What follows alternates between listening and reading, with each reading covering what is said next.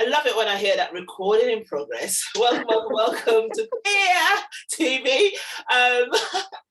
Hello. Now I've got with the lovely I'm not going to steal her thunder at all. So take it away and tell us who you are and why we're speaking today. Okay, so my name's Em Sharp. So my company is Study Sharp, and I want to help peer health become more deaf accessible, deaf friendly to your deaf, hard of hearing, lip reading patients and service users. So what we do is we offer deaf awareness training and British Sign Language basics to clinical and non-clinical teams to help you to be able to communicate with those patients that either use sign language or are hard of hearing or deaf or have some form of hearing loss and might be lip reading you as soon as they walk in the door. Okay, so this is really exciting actually, and we've just unfortunately missed Deaf Awareness Week, so I'm gonna really need you to talk to me about why that's important. But before that, how did you get into this then? So because you actually qualified in this area as well, are you not? How did you get into this? Yeah. So, well, I mean, the main reason was my dad was deaf when I was growing up. He had a shrapnel injury from being in the Navy in the war, and he had hearing aids actually in his glasses, which was rather strange. And we grew up sort of having to face him, with him lip reading us. So we were around that sort of most of my teenage years. And that kind of got me into thinking about sort of coming back to sign language, which I'd done when I was 18, worked with Scope. So I went back and did a degree as a mature student in deaf studies at Bristol Uni, and that kind of started my journey off, starting my company and getting my PGCE and becoming a fully fledged trainer and teacher.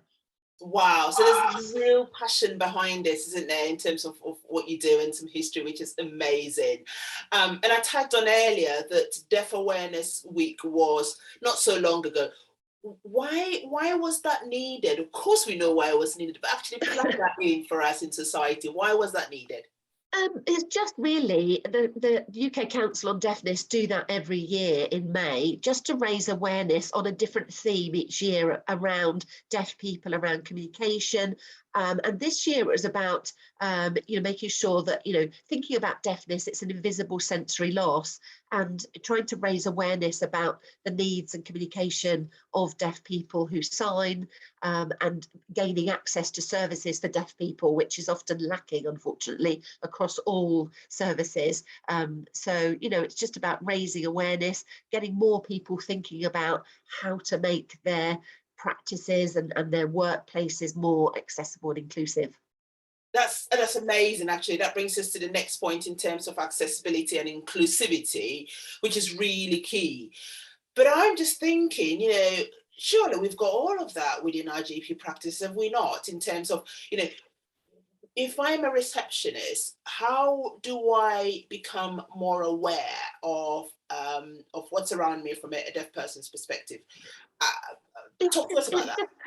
It's just putting your staff in the shoes of a deaf person that's coming into the practice, who's already obviously maybe a little uptight, nervous, worried about coming in anyway, worried about their health. That's why they're coming to see you. But on top of that, it's their fear of not being able to communicate with your staff, your frontline staff, when they walk in. So your staff it's just about having some background knowledge and awareness around the etiquette of communicating with sign language users, how you face lip readers, how just the littlest things can make the biggest impact and difference.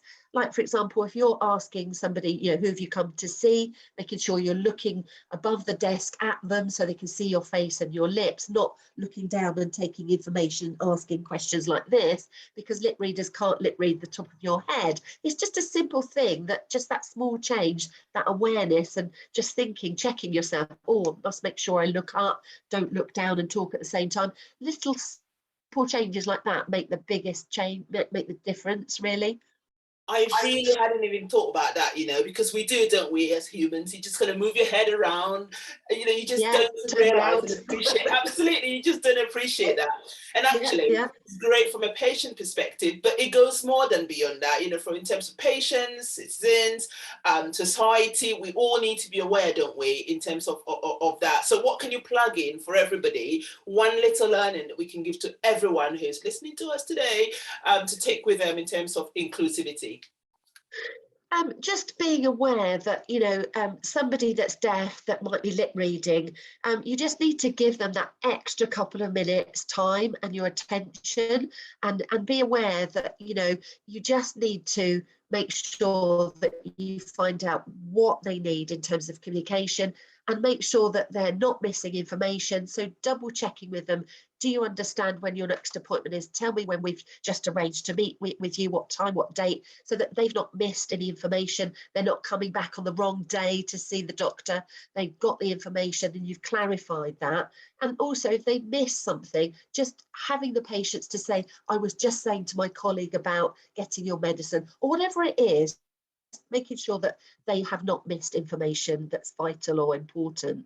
You know what I love about you, when you're speaking, you use quite a lot of, yeah, and that's brilliant, isn't it? I guess from that perspective, we all need to learn to do a bit, because actually, how do you know when someone's deaf if they're not telling you? That's a key one, isn't it?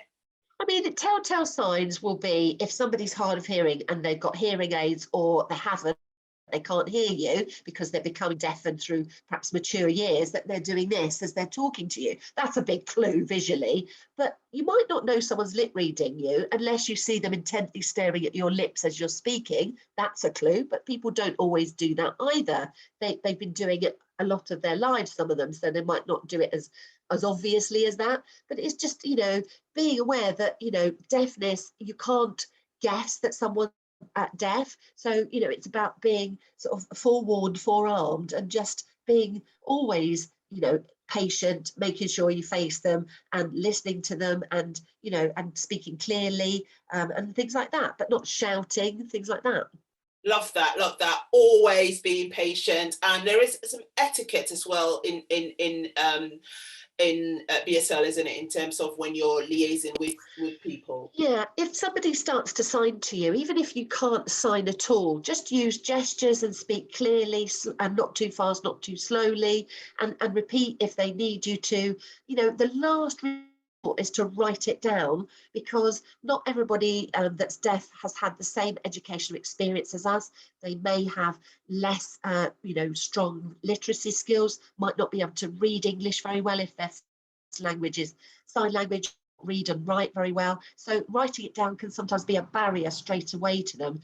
But sign language users, when you sign or when they sign to you, the most important thing is, even if you can't sign back, is to use gesture and speak, but keep looking at them. Don't break eye contact, because they will find that rude, and they'll be saying, why are you looking away? And they'll be questioning you. And that's the etiquette around sign language, is that they expect you to maintain eye contact at all times. And that's something that a lot of hearing people don't know. So that's a study sharp tip there, right there. Oh, that's amazing. You are a basket of knowledge and experience, and we would love to do some stuff with you here at Pear, because we appreciate what you've got, and we want to take all of your knowledge. So we're really looking forward to that. But before we go, you've got to teach me how to sign. How do I say thank you in BSL? How do I sign? So forehand, right hand, fingertips on the chin, go out. Thank you. And do I have to say it as a... Yes, yeah, mouth it silently, so that's no noise, no whisper. Okay. Amazing. Thank you so much. And we look forward to working with you in the very near future. Thank you for your time. We appreciate it. See you soon. See you soon.